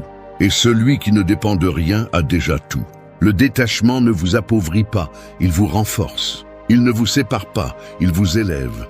Il vous apprend à vivre pleinement sans craindre de perdre, parce que vous comprenez que rien de ce qui est destiné à être à vous ne vous échappera. Et rien qui doit partir ne pourra vous retenir. 8. Entraîne ta paix intérieure. L'esprit est comme un muscle. et la paix est sa force la plus difficile à développer. Elle ne naît pas spontanément, elle s'entraîne. Tout comme un athlète n'atteint pas sa performance sans discipline, tu n'atteindras pas le calme si tu ne le pratiques pas chaque jour. Beaucoup cherchent la paix lorsqu'ils sont déjà au bord de l'effondrement, lorsque l'esprit est plein de bruit et le corps épuisé. Mais la paix ne s'improvise pas dans le chaos.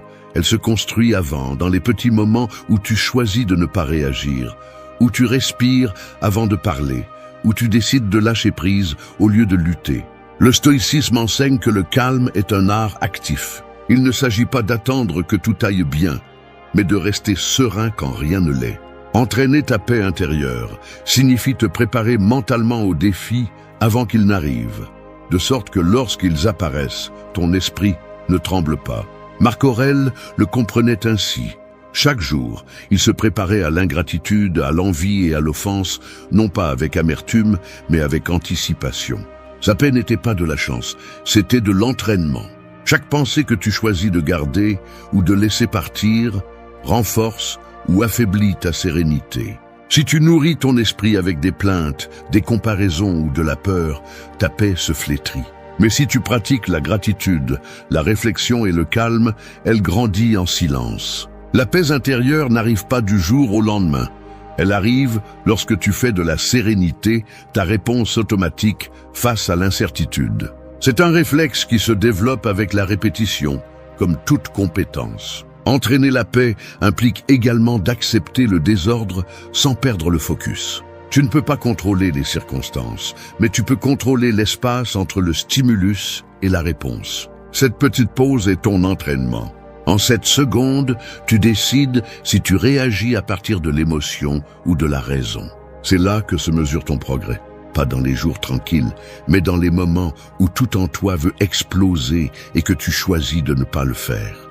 Le monde moderne te pousse à la hâte, à la compétition, à l'excès d'informations. Et au milieu de tant de bruit, l'esprit s'affaiblit. Entraîner ta paix, c'est te rebeller contre cela. C'est fermer les yeux et revenir au centre lorsque tout à l'extérieur exige ton attention. C'est apprendre à te déconnecter du chaos pour te reconnecter à toi-même. Tu n'as pas besoin de temple ni de retraite, juste d'un moment de conscience, d'une respiration profonde, d'un rappel que tu n'as pas à réagir à tout ce qui se passe. Le stoïcien ne cherche pas une vie sans défi, il cherche un esprit qui ne se brise pas face à eux. Chaque difficulté est une opportunité d'entraînement. Quand quelque chose te frustre, au lieu de te rendre, tu pratiques le calme. Quand quelqu'un te provoque, au lieu de répondre, tu pratiques l'observation. Quand l'avenir t'inquiète, tu pratiques la confiance. Ainsi, peu à peu, la paix cesse d'être une idée et devient une compétence. La vraie paix ne signifie pas l'absence de problèmes, mais la maîtrise intérieure face à eux. C'est savoir que rien d'extérieur ne peut te voler la stabilité que tu as construite à l'intérieur. Et cela ne s'obtient qu'avec la pratique, la patience et la répétition. Épictète l'a résumé parfaitement. Ce ne sont pas les choses qui nous perturbent, mais notre opinion sur les choses. Entraîner ta paix, c'est entraîner ta perception, ta façon d'interpréter la vie. Quand tu atteins ce niveau, tu n'as plus besoin que tout soit parfait pour être tranquille. Tu peux regarder la tempête sans ressentir de peur. Tu peux perdre sans te sentir vaincu. Tu peux vivre sans anxiété. Parce que tu comprends que la vraie paix ne se trouve pas, elle s'entraîne. Et celui qui entraîne sa paix intérieure ne se protège pas seulement du chaos, il le transforme en son maître. On dit que le passé est comme une ombre. Peu importe combien tu cours, il t'accompagne toujours, mais il ne devient menaçant que lorsque tu lui tournes le dos. Il y a des gens qui vivent en attendant ce moment, te voir hésiter, te rappeler tes erreurs, utiliser ton histoire comme une arme. Non pas parce qu'ils se soucient de ce que tu étais, mais parce qu'ils sont gênés par ce que tu deviens. Le passé, quand tu l'assumes avec sérénité, cesse d'être un point faible et devient une armure. Mais tant que tu le caches ou que tu en as honte, n'importe qui pourra l'utiliser contre toi. Beaucoup tombent dans le piège de se justifier, d'expliquer encore et encore ce qui n'a plus besoin d'explication. Celui qui cherche à te manipuler avec ton passé ne veut pas te comprendre, il veut te contrôler. Et la seule façon de lui enlever ce pouvoir est de le regarder calmement, de le reconnaître sans peur et de continuer à marcher. Le stoïcisme enseigne précisément cela. Rien d'extérieur ne peut te blesser si tu ne le permets pas même les souvenirs. Accepter ton histoire n'est pas abandonner, c'est la maîtriser. Chaque erreur, chaque chute, chaque décision a fait partie de la forge. Celui qui essaie de les utiliser contre toi ne comprend pas que ce qui t'a détruit une fois te donne aujourd'hui de la force. Parce que le passé n'a de pouvoir que si tu continues à le porter. Lorsque tu apprends à le lâcher et à répondre avec sérénité, tu deviens quelqu'un d'inébranlable. Et c'est précisément ce qui dérange le plus ceux qui sont liés à leur propre passé. Que tu ne réagisses plus, que tu souris, que tu continues. Parce que lorsque tu maîtrises ta réponse, tu maîtrises ta vie. 1. Accepte ton passé avec sérénité. Le passé est comme un fer rouge que beaucoup continuent de tenir dans l'espoir de le modeler, alors qu'ils ne font que continuer à se brûler. Ils le serrent avec culpabilité, avec honte, avec ce besoin absurde d'expliquer ce qui a déjà eu lieu. Mais la vérité est plus simple et plus dure. Ce qui s'est passé, c'est passé. Aucune analyse interminable, ni tentative de justification ne peut le changer. Accepter ton passé ne signifie pas l'approuver. Cela signifie te libérer de lui, lâcher ce qui pèse et commencer à vivre à partir de la maturité qui naît lorsque tu ne te punis plus pour ce que tu ne peux pas changer. D'un point de vue stoïcien, résister à ce que tu ne peux plus modifier est une forme silencieuse d'esclavage émotionnel. Marc Aurèle l'a bien dit, ce qui empêche l'action accélère l'action. Ce qui se met en travers du chemin devient le chemin. Si quelqu'un essaie d'utiliser ton histoire pour te blesser, laisse-le faire. Seul ce que tu nies encore te frappe. Mais quand tu acceptes avec sérénité, quand tu observes tes erreurs sans fuir, toute tentative de manipulation devient inutile. La culpabilité perd son pouvoir. Le passé cesse de faire mal et tu retrouves ton centre. Accepter n'est pas une faiblesse, c'est une maîtrise. Il faut du courage pour regarder ce que tu as été sans fioriture ni excuse, reconnaître tes erreurs, tes mauvaises décisions, tes blessures. Cela signifie dire « Oui, c'est aussi moi, mais cela ne me contrôle plus. » Et c'est là que le pouvoir change de main. L'autre peut parler, juger ou inventer, mais tu ne réagis plus. Tu as transformé le bruit extérieur en silence intérieur. La sérénité que tu montres déconcerte, car elle révèle une force que seul celui qui s'est réconcilié avec lui-même possède. Tu ne cherches plus à te défendre, car tu sais que tu n'as rien à prouver. Pratiquer cette leçon dans la vie quotidienne n'est pas un acte grandiose, c'est une discipline. Chaque fois que quelqu'un essaie de te rappeler quelque chose de douloureux, ne fuis pas, n'explique pas, ne te justifie pas. Respire et réponds calmement. Et c'est du passé et j'ai appris. Parce que cette phrase ne ferme pas seulement une conversation, elle ferme aussi une blessure. Tu fais comprendre que ton histoire ne te fait pas honte, que tes erreurs font partie du prix que tu as payé pour devenir qui tu es. La sérénité n'est pas de l'indifférence, c'est une déclaration silencieuse de pouvoir. C'est le message de celui qui se connaît, s'accepte et a cessé de demander la permission d'être en paix. Accepter le passé ne consiste pas à effacer ce qui a été vécu, mais à l'intégrer. Chaque chute, chaque perte, chaque erreur t'a construit.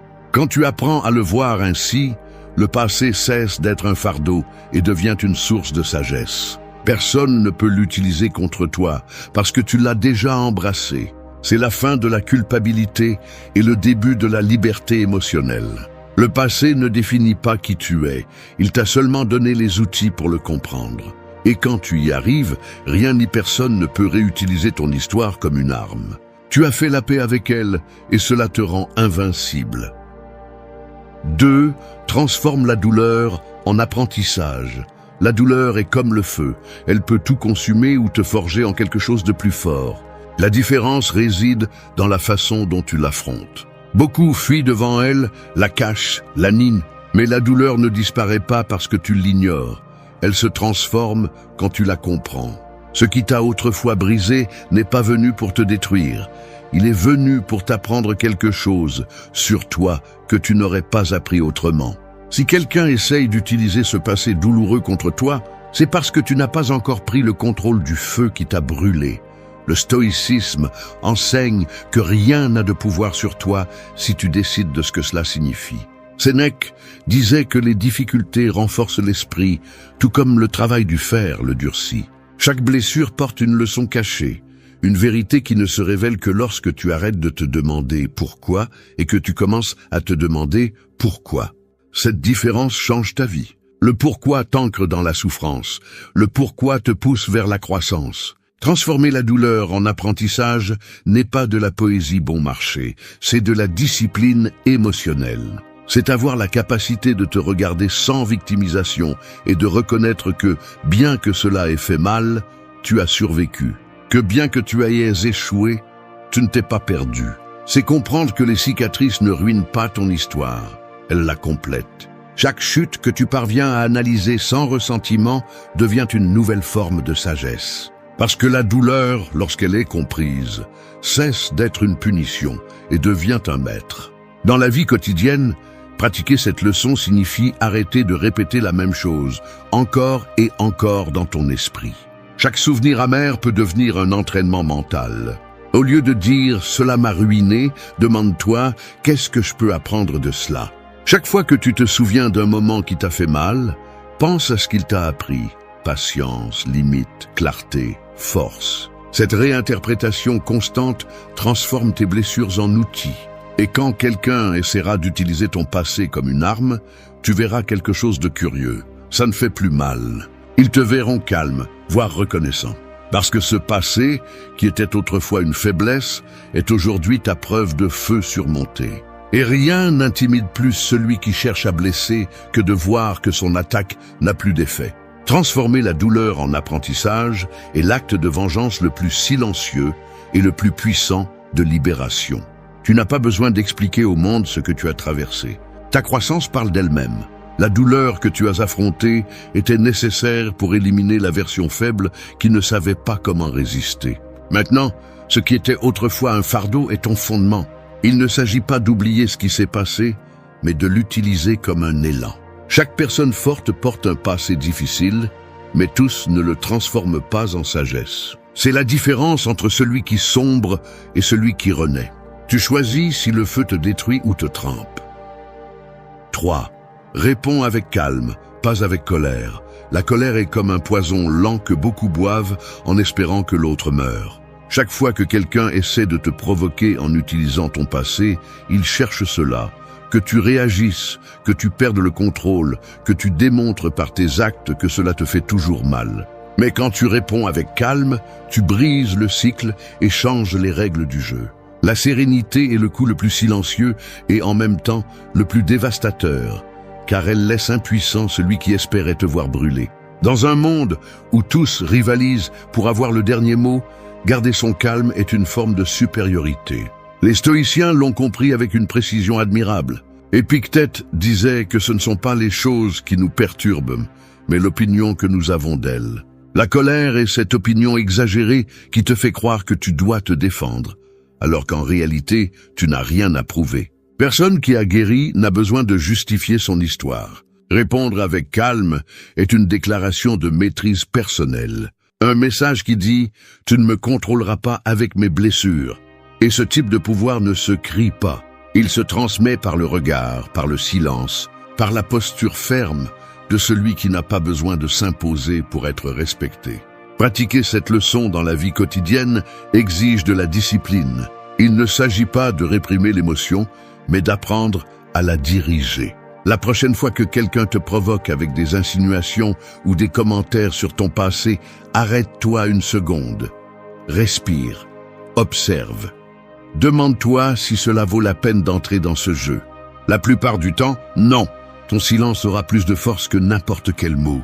Parce que le calme n'est pas passivité, c'est stratégie. C'est la maîtrise qui naît lorsque tu choisis d'agir avec sagesse, pas avec impulsion. Quand tu réponds avec calme, ton énergie change.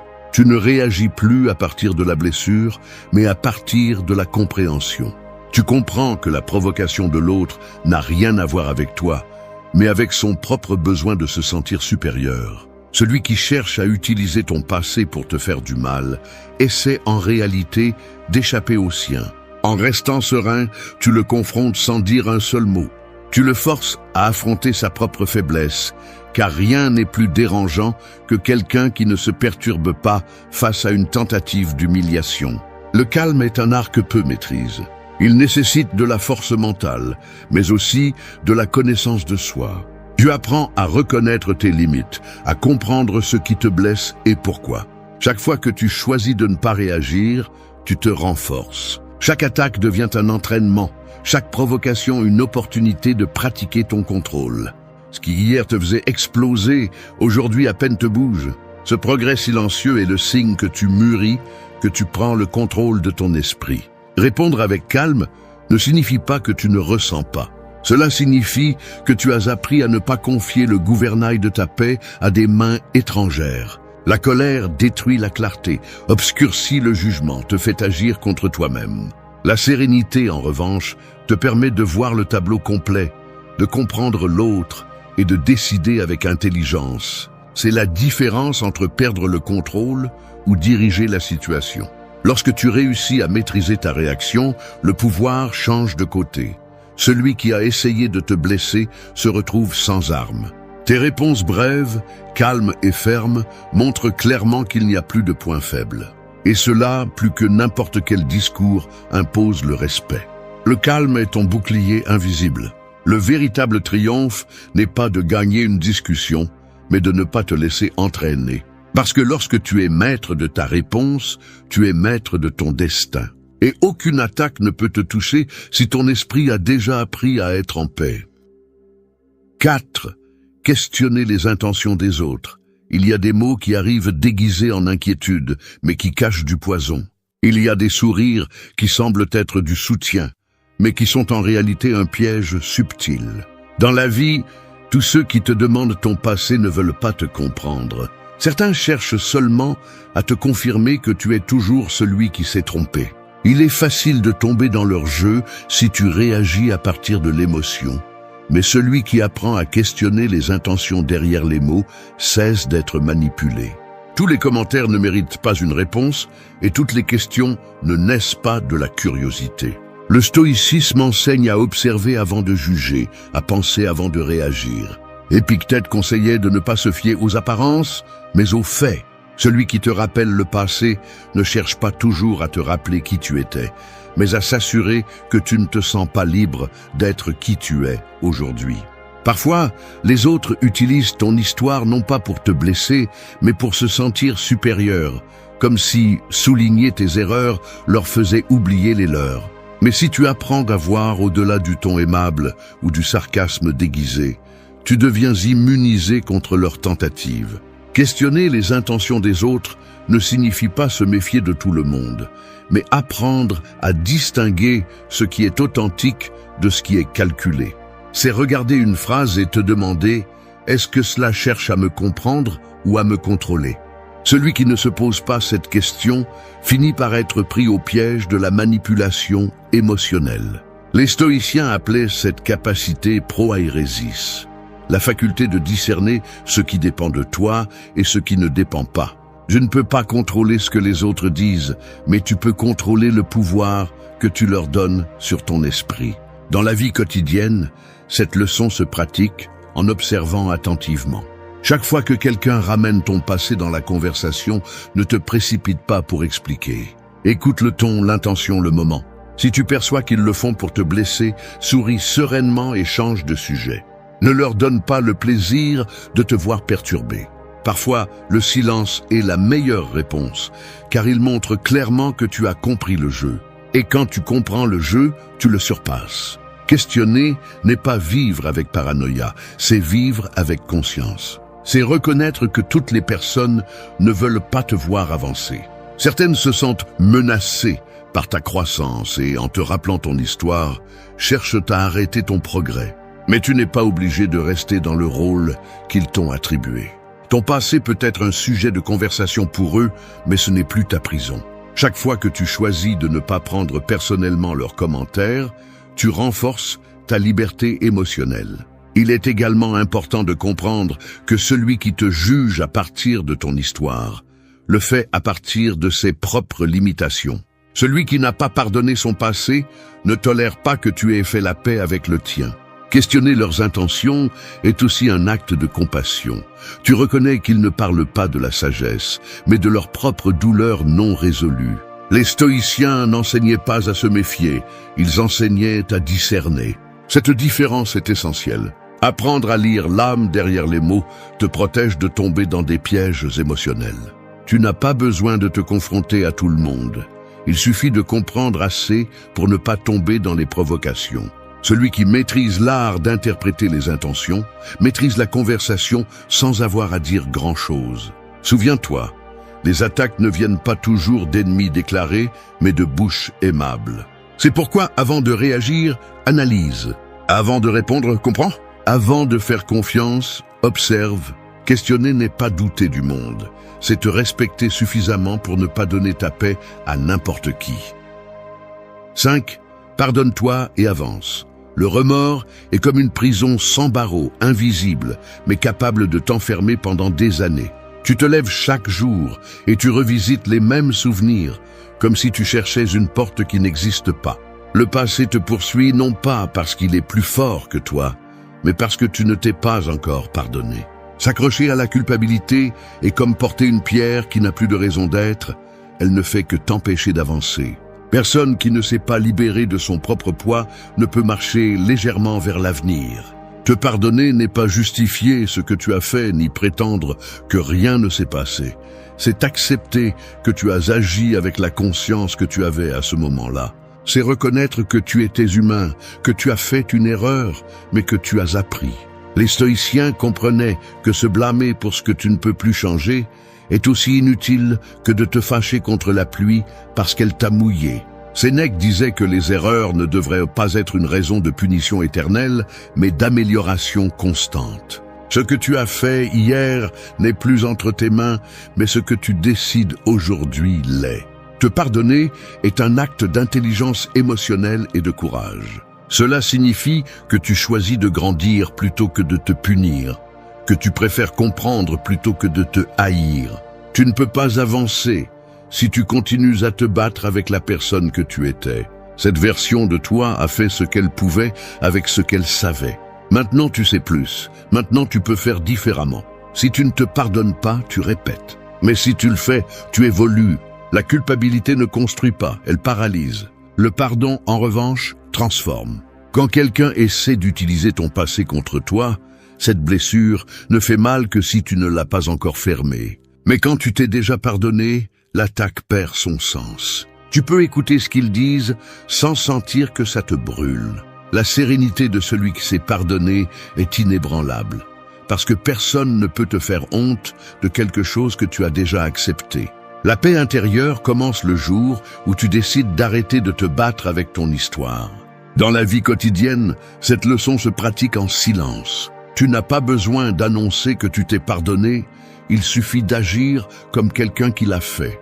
Quand tu penses au passé, au lieu de te punir, remercie pour ce que tu as appris. Quand tu te souviens de tes erreurs, regarde-les avec compassion, pas avec mépris. Pratique l'autocompréhension.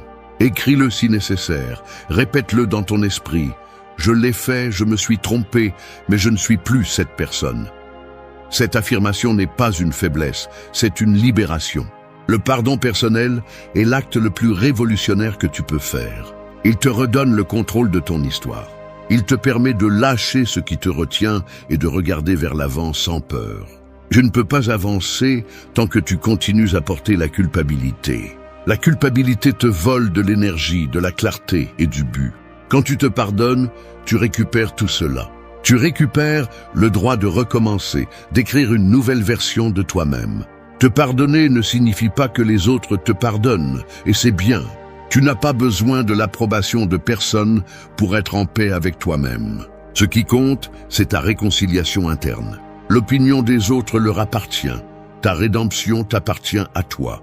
Et quand tu réussis à te pardonner, tu arrêtes de vivre sur la défensive. Ton passé cesse d'être un secret, il devient une leçon ouverte, un chapitre surmonté. Les stoïciens enseignaient que la vertu se démontre par les actions, pas par les lamentations. Si tu veux montrer que tu as changé, vis différemment. Ne parle pas du pardon, pratique-le. Le vrai pardon se remarque quand tu ne réagis plus de la même manière, quand tu peux regarder en arrière sans ressentir de honte ni de douleur. C'est le signe que tu l'as surmonté. Le pardon n'efface pas ton histoire, il la nettoie. Et quand tu la nettoies, tout ce qui pesait avant devient une force. 6. Protège ta paix intérieure.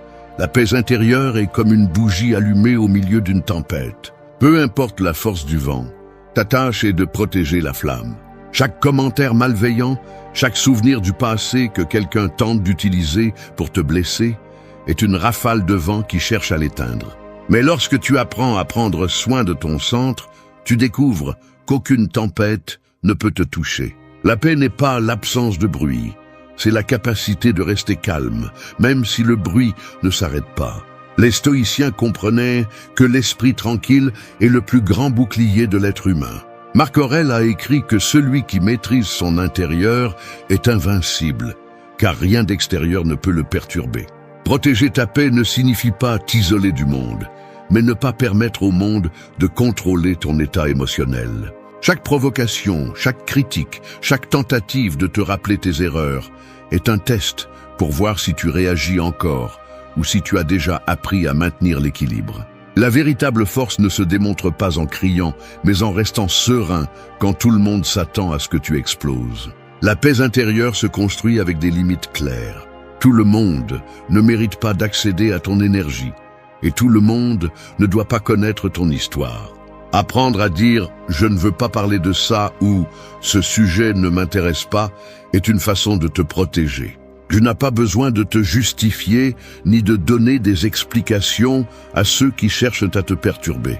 Celui qui insiste pour remuer le passé le fait souvent pour se sentir puissant, mais il ne fait que révéler son vide. Ta sérénité le désarme, car le calme est un langage que seuls les sages comprennent. Pratiquer cette leçon dans la vie quotidienne nécessite de la constance. Cela signifie s'éloigner des conversations qui ne t'apportent rien, éviter de discuter avec des personnes qui cherchent seulement à avoir raison et choisir tes batailles avec intelligence. Protéger ta paix, c'est savoir que tout ne mérite pas une réaction. Parfois, se taire est plus courageux que de répondre, et se retirer est plus sage que de rester. Lorsque tu réussis à agir avec calme, tout change. Ton corps se repose, ton esprit s'éclaircit et tes décisions deviennent précises. Cette clarté est le terrain sur lequel grandit la force émotionnelle. Protéger ta paix implique aussi de surveiller tes pensées. Tu ne peux pas rester calme si ton esprit répète constamment ce que tu as déjà surmonté. Chaque fois qu'un souvenir revient, accueille-le sans résistance et laisse-le partir. Ne reste pas dans la scène, reste avec la leçon. La méditation, le silence ou même une promenade consciente sont des moyens de renforcer cet état. La paix n'arrive pas par hasard, elle se travaille, comme un muscle. Plus tu la pratiques, plus il sera difficile de la perdre. Lorsque quelqu'un tente de te perturber en utilisant ton passé, rappelle-toi que ce n'est pas une question de démontrer sa force, mais de la maintenir. N'explique pas, ne te défends pas, ne discute pas. Regarde-le avec sérénité, car ton calme révèle que tu as gagné. Celui qui cherche à te provoquer veut voir ton feu incontrôlé, mais tu apprends à le transformer en lumière. La paix intérieure n'est pas une faiblesse, c'est le contrôle de soi, et celui qui maîtrise son intérieur a le pouvoir sur n'importe quelle situation. Rien ne te donne plus d'avantage que de rester calme quand les autres perdent le leur. C'est la différence entre le sage et l'impulsif, entre celui qui vit en contrôle et celui qui est contrôlé par ses émotions. Protéger ta paix ne signifie pas ne pas ressentir, mais ne pas permettre à tes émotions de te gouverner. C'est se rappeler que le passé n'a plus de pouvoir sur toi, parce que ton esprit n'y vit plus. Lorsque tu apprends à chérir ton calme comme ton trésor le plus précieux, tout change. Les mots cessent de faire mal, les attaques perdent de leur force et la vie devient plus légère. La paix intérieure ne se cherche pas à l'extérieur, elle se construit à l'intérieur. 7. Écris de nouvelles pages de ta vie. Le passé ressemble à un vieux livre. Certaines personnes l'ouvrent juste pour te rappeler tes erreurs.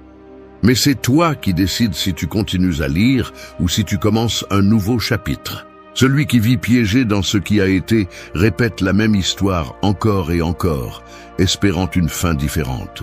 Écrire de nouvelles pages de ta vie signifie lâcher le rôle de victime et prendre la plume du protagoniste. Personne ne peut écrire ton futur si tu ne le fais pas. Et personne ne peut continuer à utiliser ton histoire si tu n'y habites plus. Les stoïciens disaient que nous ne sommes pas ce qui nous arrive, mais ce que nous faisons avec ce qui nous arrive. Marc Aurèle a vécu des pertes, des trahisons et des batailles. Mais chaque jour, il se levait avec l'intention d'agir avec vertu, sans se soucier du passé. C'est l'essence d'écrire de nouvelles pages. Agir consciemment aujourd'hui, sans porter l'ancienne version de toi-même. Si quelqu'un essaie de te rappeler tes erreurs, laisse-le faire. Tu es déjà dans un autre chapitre. Chaque jour est une page blanche. Tu n'as pas besoin d'attendre que le monde change pour recommencer. Le changement commence au moment où tu décides de le faire. Peut-être as-tu fait des erreurs, peut-être as-tu fait du mal ou permis plus que tu ne devrais, mais rien de tout cela ne te condamne. Cela t'enseigne. Chaque décision consciente que tu prends aujourd'hui est une phrase différente que tu écris. Et quand tes actions reflètent ta croissance, le passé perd de son pouvoir. Les gens peuvent parler de ce que tu as été, mais seul toi sais qui tu es maintenant. Dans la vie quotidienne, écrire de nouvelles pages signifie agir différemment quand la même situation se présente. Si avant tu t'énervais, maintenant reste calme. Si avant tu cherchais l'approbation, maintenant fais confiance à ton jugement. Si avant la peur t'arrêtait, maintenant avance avec détermination. C'est la meilleure façon de montrer que tu as changé. Tu n'as pas besoin de dire que tu as appris. Cela se voit dans ta réaction, dans tes choix, dans la façon dont tu affrontes les choses. Le changement ne se proclame pas, il s'incarne. Le stoïcisme enseigne que le passé n'existe plus. Il ne reste que le présent, le moment où tu décides. Chaque pensée que tu choisis de garder, chaque mot que tu prononces, chaque action que tu réalises est une nouvelle ligne dans ton histoire. Peu importe si hier tu as échoué. Ce qui compte, c'est qu'aujourd'hui tu écris avec plus de clarté. La liberté réside dans la compréhension que tu n'es lié à aucune version antérieure de toi-même. Celui qui te juge pour ce que tu as été reste bloqué dans un livre que tu as déjà terminé. Il est également essentiel de comprendre qu'écrire de nouvelles pages ne signifie pas effacer les précédentes. Tes erreurs font partie de ton intrigue. Elles étaient les chapitres nécessaires pour arriver jusqu'ici. Mais rester à lire la même douleur encore et encore ne te fera pas avancer. Tu dois tourner la page. Tu dois te permettre de vivre des expériences différentes. La vie ne redémarre pas, elle se transforme. Et la transformation commence par la décision de ne pas regarder en arrière avec culpabilité, mais avec gratitude. Quand quelqu'un essaie d'utiliser ton passé pour te limiter, regarde-le calmement et laisse-le parler. Tu n'as pas besoin de te défendre. Ton présent est ta défense. Tes actions actuelles sont ta réponse la plus forte. Personne ne peut remettre en question la vérité de quelqu'un qui a changé, car le changement se ressent, se voit et s'impose. Écrire de nouvelles pages, c'est avoir le courage de commencer même quand d'autres préfèrent te rappeler la fin précédente. Chaque jour où tu choisis d'avancer, tu réécris ton destin. Peu importe combien de fois on t'a pointé du doigt, ce qui compte, c'est que maintenant tu as la plume en main. Et tant que tu continues à écrire avec conviction, le passé restera là où il appartient, dans les pages que tu as déjà lues, dans les leçons que tu as déjà apprises. 8. Maîtrise ta réaction face au passé. Le passé est comme un écho. Il ne résonne que lorsque tu réponds. Chaque fois que quelqu'un essaie de l'utiliser contre toi, il cherche cela. Que tu répondes avec culpabilité, avec colère ou avec honte. Mais lorsque tu apprends à maîtriser ta réaction, l'écho se dissout. Non pas parce que le passé cesse d'exister, mais parce que tu ne le nourris plus avec ta réaction. La maturité ne se mesure pas par combien de fois tu tombes dans la provocation, mais par combien de fois tu choisis de garder ton calme, sachant que tu pourrais détruire avec un seul mot, et tu décides de ne pas le faire. Maîtriser ta réaction n'est pas te retenir, c'est te comprendre. C'est regarder la provocation et voir qu'il n'y a derrière elle que de l'insécurité ou un besoin de contrôle. Les stoïciens parlaient du pouvoir de la pause, cet instant entre ce qui se passe et ce que tu décides de faire. C'est là que réside toute ta liberté. Celui qui maîtrise cet espace est invincible, car rien ne l'entraîne à agir sur l'impulsion. Marc Aurèle disait que nous ne sommes pas ce que nous ressentons, mais ce que nous choisissons de faire avec ce que nous ressentons. Et choisir de ne pas réagir est l'une des plus grandes victoires que l'esprit humain puisse remporter. Dans la vie quotidienne, maîtriser ta réaction signifie te former à chaque interaction. Quelqu'un te provoque, t'accuse ou essaie de te rappeler tes erreurs. Respire, ne réponds pas immédiatement. Ressens l'émotion, mais ne la libère pas. Laisse-la passer à travers toi comme une vague et observe ce qu'elle essaye de t'apprendre. Peut-être que cela te fait encore mal. Peut-être qu'il y a encore quelque chose que tu n'as pas pardonné. Cette conscience est un pouvoir, parce qu'une fois que tu comprends d'où vient ton impulsion, tu peux décider si cela vaut la peine de la lâcher ou de la laisser partir. Et presque toujours, la laisser partir est la meilleure réponse. Le calme déconcerte celui qui cherche le conflit. Le silence irrite celui qui veut te voir perdre le contrôle. Ta sérénité est sa défaite. Non pas parce que tu as gagné la discussion, mais parce que tu as montré que tu ne joues plus au même niveau. Les autres peuvent essayer de te manipuler, mais ils ne réussissent à te piéger que si tu réagis. Lorsque tu choisis de ne pas le faire, tu reprends le contrôle. Il ne s'agit pas de réprimer, il s'agit de diriger ton énergie. La colère peut être une force, mais le calme est un pouvoir. Maîtriser ta réaction signifie aussi apprendre à répondre avec stratégie lorsque la situation l'exige. Parfois, la meilleure réponse n'est pas le silence, mais la fermeté tranquille. Il ne s'agit pas d'humilier ni de démontrer, mais de faire comprendre qu'ils ne peuvent pas utiliser ton histoire pour te déstabiliser. Une phrase suffit. J'ai déjà appris de cela, je n'ai pas besoin de le revivre. Cette réponse courte et sereine ferme des portes sans ériger de murs. Chaque fois que tu choisis de ne pas réagir à partir de l'émotion, tu te renforces. Chaque provocation que tu gères avec maturité est une épreuve surmontée. Maîtriser ta réaction ne signifie pas être froid. Cela signifie avoir le contrôle de ton feu. Tu l'utilises pour éclairer, pas pour brûler. Et avec le temps, tu découvres que tu n'as plus besoin de gagner des discussions parce que la paix intérieure devient ta priorité. La différence entre le sage et l'impulsif est simple. Le premier répond, le second réagit. Celui qui répond agit avec conscience. Celui qui réagit agit avec ego. Et l'ego perd toujours. La maîtrise intérieure est le sommet de l'autocontrôle. Et celui qui l'atteint cesse d'être l'esclave des autres. Personne ne peut contrôler celui qui maîtrise son esprit. Personne ne peut utiliser le passé contre quelqu'un qui ne réagit plus.